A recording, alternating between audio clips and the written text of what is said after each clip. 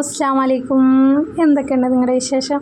അപ്പോൾ ഇതിന് ഒന്ന് അച്ചാറുണ്ടാക്കി എടുക്കാമെന്ന് പറഞ്ഞിട്ടാണ് കേട്ടോ. എനിക്കല്ല കേട്ടോ, അതിലടുത്ത് താത്താക്ക് അവരുടെ ആരോ ബന്ധുക്കാർ പ്രഗ്നൻ്റ് ആണ് കേട്ടോ. അപ്പോൾ ഒന്ന് അച്ചാറുണ്ടാക്കി തരുമോ എന്ന് ചോദിച്ചു കേട്ടോ. മാഷാ അല്ലാഹ് ഒരുപാട് സന്തോഷം.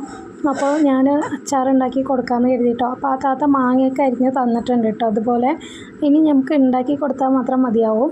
അപ്പോൾ ഇതിലോട്ട് ഞാൻ മാങ്ങ അരിഞ്ഞ് വെച്ചതിലോട്ട് ഞാൻ ഒരു 2 ടീസ്പൂൺ സാദാ മുളക് പൊടി ഇട്ട് കൊടുക്കുന്നുണ്ട് കേട്ടോ. പിന്നെ കാശ്മീരി മുളക് പൊടിയും കൂടി 2 ടീസ്പൂൺ ഇട്ട് കൊടുക്കാം. ഇനി ഇതിലോട്ട് നമുക്ക് ആവശ്യമായ സാധനം എന്താണെന്ന് വെച്ചാൽ ഉലുവാപ്പൊടിയാണ് കേട്ടോ. ഉലുവ, അതുപോലെ തന്നെ കടുക്, ജീരകം നന്നായിട്ട് വറുത്ത് പൊടിച്ചാണ് കേട്ടോ. അപ്പോൾ ഒരു 1.5 ടീസ്പൂണോളം ഉലുവാപ്പൊടി ഇട്ട് കൊടുക്കാം. പിന്നെ 1 ടീസ്പൂൺ കടുക് പൊടിയും കൂടി ഇട്ട് കൊടുക്കാം. പിന്നെ 1 ടീസ്പൂൺ ജീരകപ്പൊടിയും കൂടി ഇട്ട് കൊടുക്കാം കേട്ടോ.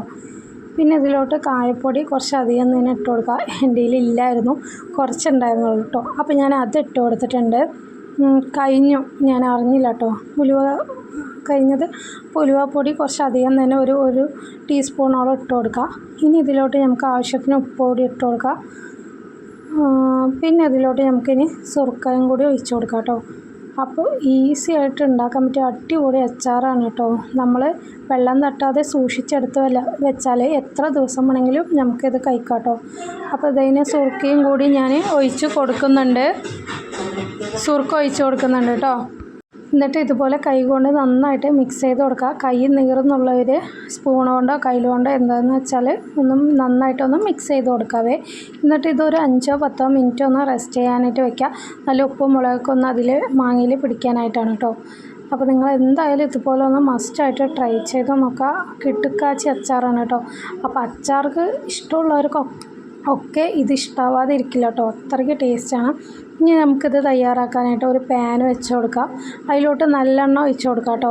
നല്ലെണ്ണ ഒഴിച്ച് കൊടുക്കുന്നത് കാലങ്ങളോളം അച്ചാർ കേടുവരാതെ സൂക്ഷിക്കാനും ടേസ്റ്റിനും വേണ്ടിയിട്ടാണ് കേട്ടോ.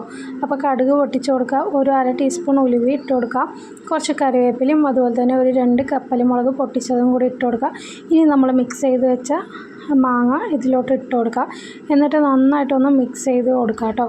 അപ്പോൾ തന്നെ സ്റ്റവ് ഓഫ് ചെയ്യുക കേട്ടോ. അപ്പം തന്നെ നല്ല ടേസ്റ്റ് ഉണ്ടാവുള്ളൂ. അല്ലെങ്കിൽ മാങ്ങ നന്നായിട്ട് വെന്തുടഞ്ഞാൽ ടേസ്റ്റ് ഉണ്ടാകത്തില്ല കേട്ടോ. അപ്പോൾ നന്നായിട്ടൊന്ന് മിക്സ് ചെയ്തത് തന്നെ സ്റ്റവ് ഓഫ് ചെയ്യാൻ മറക്കാതിരിക്കുക. അപ്പോൾ ഇതിന് അടിപൊളിയായിട്ടുള്ള അച്ചാർ ഇവിടെ റെഡി ആയിട്ട് വന്നിട്ടുണ്ട്. കിടുക്കാച്ചി അച്ചാറാണ് കേട്ടോ. അപ്പോൾ കുറച്ച് ഉപ്പിൻ്റെ കുറവുണ്ട്. അപ്പോൾ ഞാൻ കുറച്ച് ഉപ്പ് കൂടി ഇട്ട് കൊടുത്തിട്ടുണ്ട് കേട്ടോ. അപ്പോൾ നന്നായിട്ടൊന്ന് മിക്സ് ചെയ്ത് കൊടുത്ത് അടിപൊളിയായിട്ടുള്ള അച്ചാർ ഇവിടെ റെഡി ആയിട്ടുണ്ട്. ഇനി നമ്മൾ ഗ്ലാസ് കണ്ടെയ്നറിലാക്കി വെച്ചാൽ സ്പൂൺ ഇടുന്ന സമയത്ത് വെള്ളം നനയ്ക്കാതെ ഇട്ടാൽ എത്ര ദിവസം വേണമെങ്കിൽ നിൽക്കട്ടോ. അപ്പോൾ ഇതിനെ ആ താത്താൻ്റെ പാത്രത്തിലാക്കിയിട്ടുണ്ട്. അപ്പോൾ നമുക്ക് കൊണ്ട് കൊടുക്കാം.